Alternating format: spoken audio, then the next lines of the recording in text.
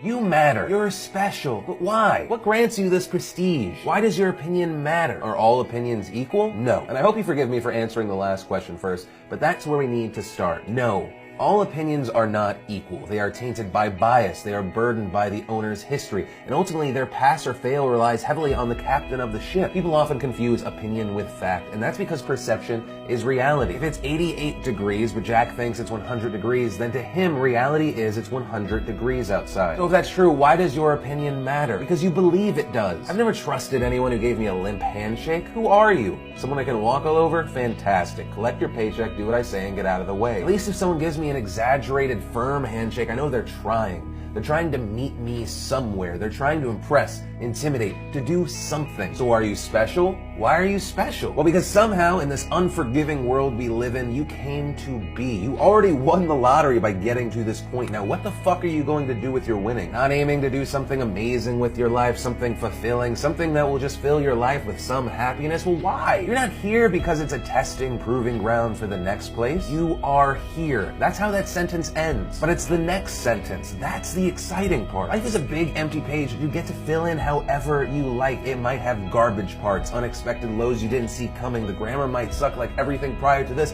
but as long as you keep writing and you get the message you want across, that's all that matters. Success is not guaranteed, but if you don't control the things you can, then your failure is. Same as this video, same as that writing session yesterday. There's no success guaranteed. It might be garbage, but you're trying. I'm trying. If we're not trying, the only product we're going to create is failure, and there's already a surplus of that. Maybe that hit your brain in the right spot, but either way, have a great fucking day.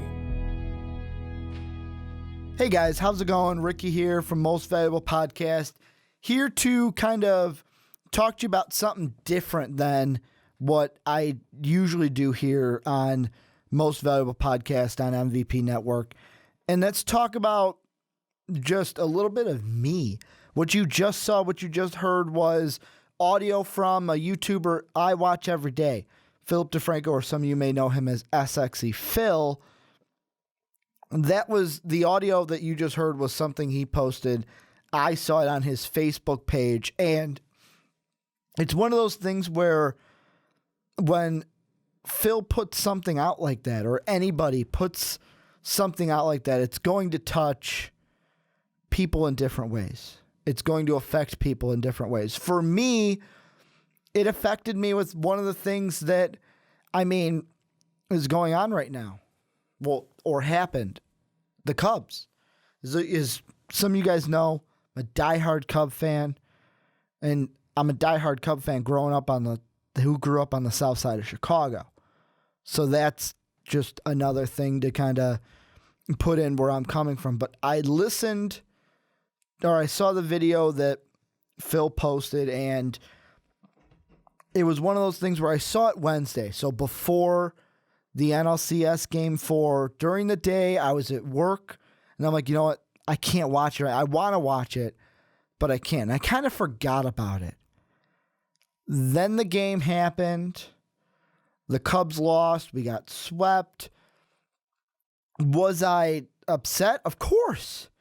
You don't want to see your team lose in the NLCS. You don't want to see them get swept, especially when, I don't know, maybe it's just the dumb hope that I have for my team, but part of me felt like there was something that was going to be there for us to maybe do what the Boston Red Sox did in 2004. And I wake up this morning, Thursday, as I am recording this video Thursday night, and I saw it before I went to work. I'm like, you know what? I'm going to watch it. It's only 2 minutes.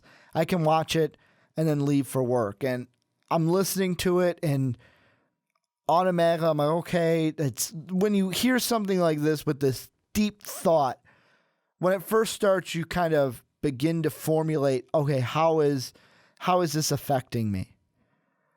Well, it didn't hit me until the part where Phil said, "You are here." And maybe it's because of all the disappointment, the just sadness that I was feeling from watching the Cubs lose. I thought to myself, he's right. We are here. Now, what are we going to do about it? And the way I think about it is just, we weren't supposed to make it this far. At the beginning of the season, of course, there's always that new hope. But with the Cubs, it was a little bit, at least for me, it was a little bit bigger than it usually is. Joe Madden comes aboard. Lester comes aboard. We've got Chris Bryant, the young gun, who, when's he going to get called up? Later in the season, Schwarber gets called up. This young roster kind of takes shape, and it kind of brought me back to what I heard. I want to say it was Monday. I was listening to ESPN Chicago, and it was the Waddle and Sylvie show, and Sylvie said it perfectly. Joe Madden leaves the Rays. Oh, he'll never come to Chicago. He's never going to come here. What? Joe Madden came to Chicago? He's a Cub? But you know what? They're not going to make the playoffs. This team is too young. It'll take them a few years. What? We made the playoffs? Well, you know what? Okay, I'm happy with the playoffs, but we're playing the Pirates in the wild card. It's a do or die. It's in Pittsburgh. I mean, there's no way we can win that game, right? Arrieta pitches a great game. Shutout. We win. What? We won? Well, you know what? I'm happy that we won that game, but we can't beat the Cardinals, or as Sylvie called them, we can't beat Big Brother, right? What? We beat the Cardinals in 4? And then the NLCS happened, and I know all the jokes come at you. And I mean, as a Cub fan, you're kind of used to it. And that's where the other side of it. Earlier in the recording where he mentions opinions, I immediately thought of throughout my life. I mean, as a Cub fan on the south side of Chicago, of course, whenever the Cubs lose, you're going to hear it because you're surrounded by Sox fans. And luckily, I'm not the only one. There's a couple guys in my group that are Cub fans, and it's just one of those things where I know Mark, me and him were talking on Tuesday, and he says, well, it's like, yeah, you know, and I know the Bears aren't going to do anything, but if the Packers lose in the NFC Championship game, I'm going to give them as much shit as I can. And at this point in my life, I know that's what happened. Like, that's what you expect.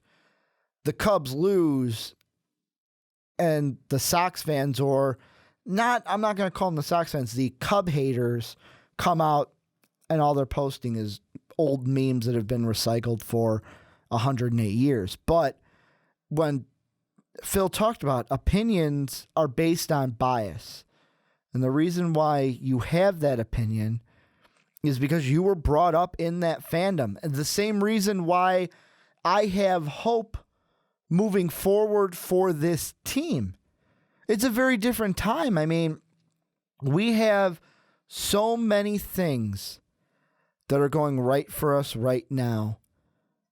The way I look at it with the Cubs, and for a much detailed look at moves, what we need to do here, what we need to do there, go ahead in the description. I went ahead and put my thought to paper in that and wrote an article about what we need to do move-wise, very analytical, like I would do in most videos. This is just me getting the feels out for it because it's working up. As a Cub fan, it does that. And the way I see it, bottom line, after hearing that Phil just talking when he said, you are here, now what are you going to do? That's where the Cubs are. We're here. We made it to the NLCS this year. Did we get all the way? No. But we are here. Now what are we going to do moving forward? And as a Cub fan, I am very hopeful for the future, even more so than I was as a young 13-year-old watching my team lose in the NLCS to the Florida Marlins. But that, like I say every video, that's going to do it for this one.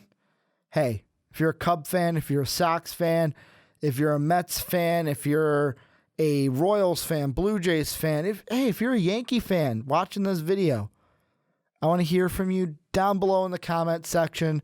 Let me know what you thought of what I had play before this video, of my thoughts. Cub fans, don't be angry. There's no reason to be angry after this loss. I know it's kind of like a running joke. Cubs lose and you say, well, we'll get them next year, but I really do believe it when I say it. We will get them next year. Go Cubs, #FlyTheW. I'll see you guys later. Have a good one.